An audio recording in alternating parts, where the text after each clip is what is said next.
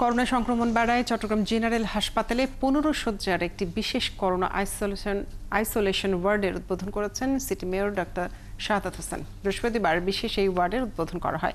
এ সময় city mayor বলেন, corona রোগীদের দ্রুত চিকিৎসা নিশ্চিত করতে এই উদ্যোগ নেওয়া হয়েছে। জেনারেল হাসপাতালে 20টি আইসোলেশন বেডের মধ্যে 15টি বেড আপাতত চালু হবে, বাকি 5টি বেড খুব দ্রুত প্রস্তুত করা হবে। সেই সাথে অক্সিজেনের ব্যবস্থা রাখা হয়েছে। এছাড়া অ্যান্টিজেন টেস্ট ও করোনার টিকা নেওয়ার ব্যবস্থা রাখা হয়েছে। তবে করোনার সংক্রমণ প্রতিরোধে সবাইকে সচেতন হওয়ার পরামর্শ দেন তিনি।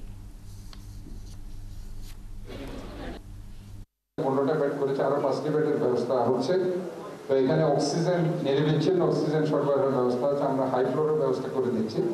তো এখানে র্যাপিড অ্যান্টিজেন টেস্টের ব্যবস্থা আছে, র্যাপিড অ্যান্টিজেন টেস্ট। আর এখানে যদি খুব সিরিয়াস কন্ডিশন হয় সেক্ষেত্রে আমরা জেনারেল হসপিটাল মেডিকেল কলেজের সাথে কথা বলা আছে, সেখানে ভেন্টিলেটরের সুবিধা আছে, আমরা সেখানে পাঠিয়ে দেবো।